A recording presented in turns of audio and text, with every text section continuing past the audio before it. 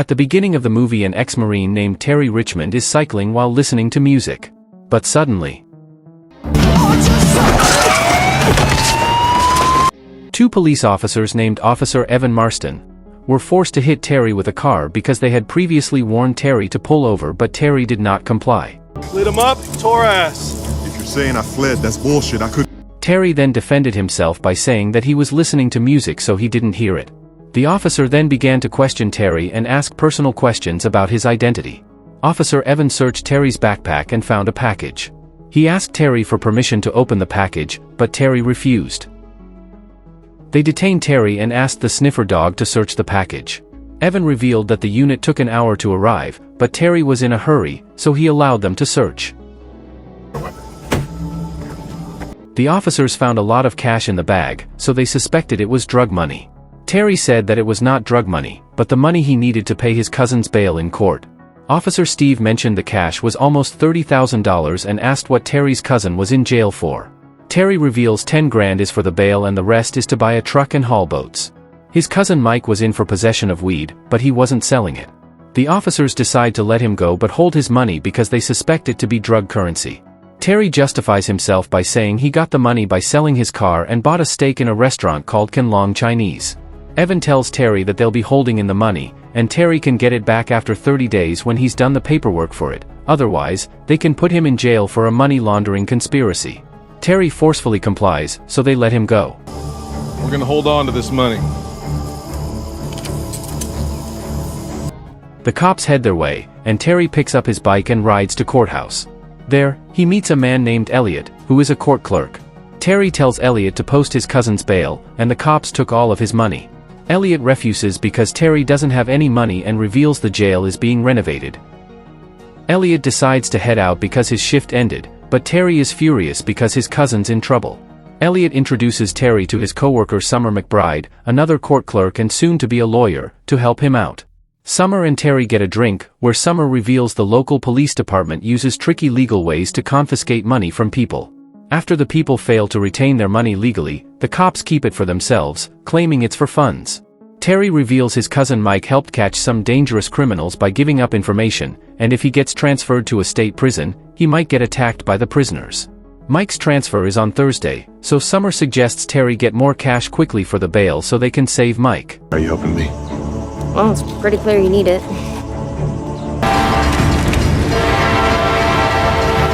They head their ways, and Terry calls Mr. Liu, the owner of the Chinese restaurant, and his partner. He asks Liu for 10 grand, and Liu agrees to transfer the money in a matter of hours. You okay? No, sir. Hit a snag. You need it? Just call. Okay, will do. At night, Terry locates the police department of the cops that detained him, and the next day decides to pay them a visit. He reports a robbery to Officer Jessica Sims and describes the robbers exactly like Officer Evan and Steve. Meanwhile, Officer Steve walks in and stops the report, claiming Terry is entering a false crime. The chief of the department, Chief Sandy Burney, intervenes. Chief Sandy stands up for his men and tells Terry to leave, but Terry offers him to keep his money and just return the bail money. Sandy gets greedy and agrees. Terry wishes to meet his cousin before the transfer, so Sandy tells him to arrive at 9 a.m. on Thursday. Where it was from and what it was for. What if all I wanted was the 10 for bail, you keep 26K and I disappear? Alright. On Thursday, Terry arrives at the police department, but the prisoner's bus has been departed because Sandy pushed up their schedule on purpose. Terry quickly rides up to the bus and tells his cousin to ask for protective custody as soon as he reaches the prison. You out! You gotta request protective custody! I don't know who you are! Terry now visits Summer for her help, so she meets him in the back and informs him that she found some dirt on the cops and they can bust them. She reveals that the courthouse judge is also involved in it. As for Mike's bail, Terry needs to bring the money to Elliot's desk ASAP. Terry now arrives at the police department again and confronts the chief. He threatens the chief and tells him to comply, but Officer Steve intervenes, and things get messy. Here come your peeps. Chief! Okay.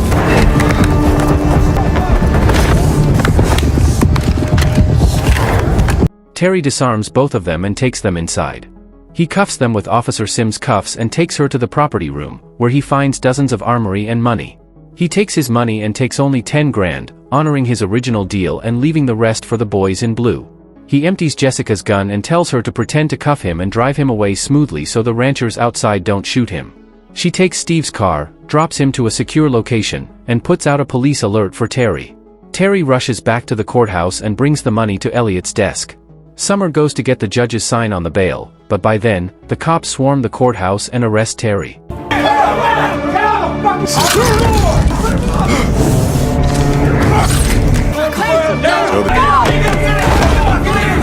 The cops take Terry to the courthouse catacombs for a medical checkup, and Evan takes him to meet Chief Sandy. They pick up Sandy and drive away. During the drive, Sandy lays all the cards on the table. He mentions that he made a mistake with meddling with Terry because they checked his background. They stop at a hospital where Sandy hands Terry his remaining cash, stating he remains quiet and pretends this never happened, otherwise, they can arrest him for 30 years for attacking them. Sandy reveals Mike got attacked in the prison and is being flown towards this hospital. Terry is pissed and emotional, so he takes the deal, but Sandy warns him to never return to this town, otherwise, they will eliminate him. He was attacked. I do not know his current condition. Now go haul boats or sell that truck for cash, because if you enter this township again, so go another route. Terry enters Mike's hospital room, but unfortunately, Mike does not survive. Terry now asks Summer for a lift and heads back to his town. They get tailed by a cop, and Summer reveals it's her contact in the police, which is her friend that's looking out for Summer. Summer tries to explain to Terry that there have been more cases similar to Mike's, so the police need to be exposed, but Terry is frustrated and ignores it. He gives Summer his number for emergencies and bids her farewell. Summer heads home and wakes up in the middle of the night when she finds someone entered her house and drugged her. She realizes the cops are behind this when she sees their car magnet on her refrigerator. She calls Terry, and Terry quickly drives to her house. He breaks in and finds her in the shower, alive. Summer reveals she's fine because the cops injected her with a drug that she used to take earlier in life. She had a daughter and lost her custody due to her history with drugs. She worries that she has been pardoned to meet her daughter for now, but if they test her tomorrow, then she might lose custody forever. Terry tells her not to worry and sends Summer to her job. Surprisingly, the judge wants to meet with Summer and wants her tested for drugs, signaling he is working with the cops. Summer is petrified but complies. She gives her urine sample and cries, knowing her fate.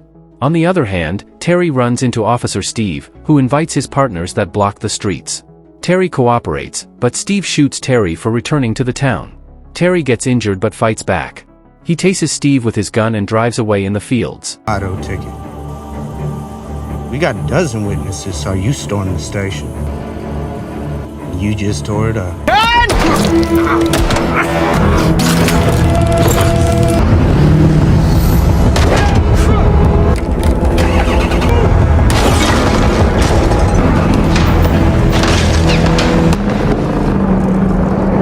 Terry now abandons his truck and walks to his Chinese hotel and calls Summer, asking for burner phones. Summer arrives at the restaurant with the phones and finds Terry injured while Mr. Liu patches him up. Terry and Summer plan to find evidence on the cops so they can bring them in. They turn incognito and break into the judge's house.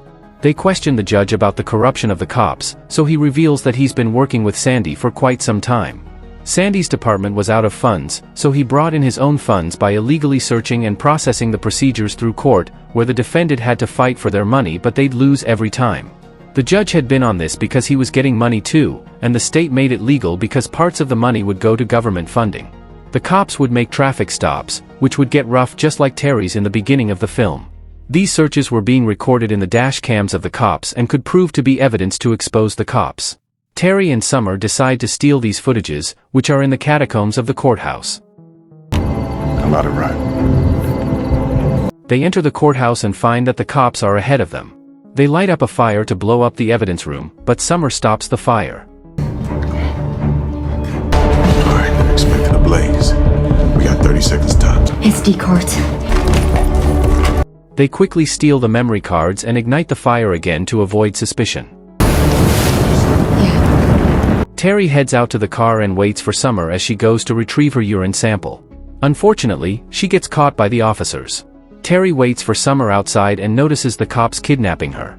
He follows them to a shady place where they split up and leave. One cop stays behind, so Terry drives into the cop's car.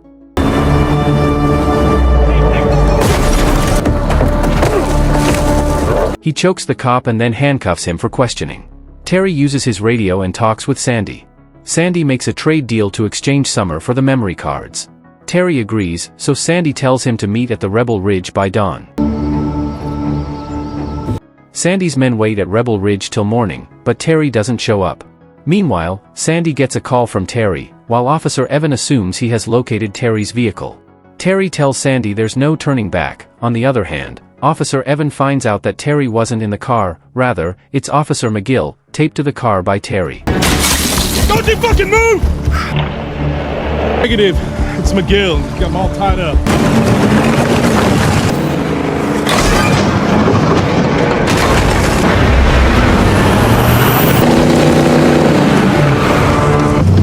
He's going for the cash. Get on the radio.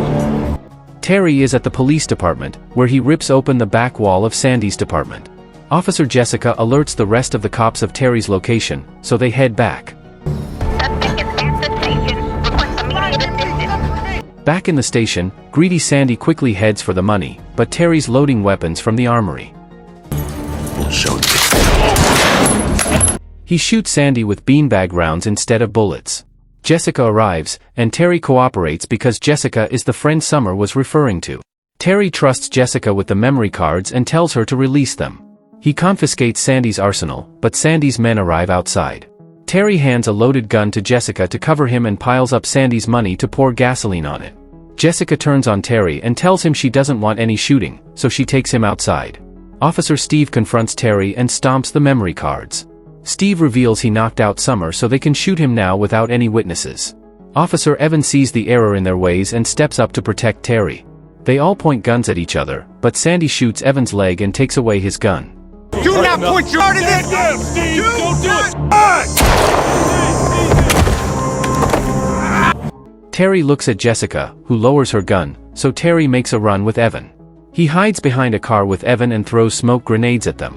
Evan instructs him to turn on the car's dash cams, and after 3 minutes, the recordings will go live. Terry takes out the cops one by one but doesn't kill them.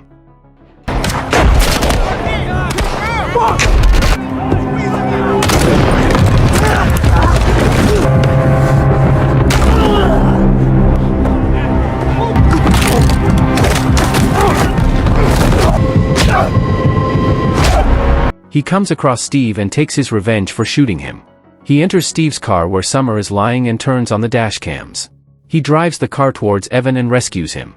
He drives them away from the station, but Steve manages to hold on to the car. He tries to get in the back, but Summer pushes him off. On the road, Sandy and his men follow them along with Jessica. Jessica crashes Sandy's car to let Terry escape. Terry drives to the hospital, where they admit Summer and Evan in the emergency ward. Terry rips out the camera storage drive from the car and keeps it to himself for exposing Sandy, and the movie ends here.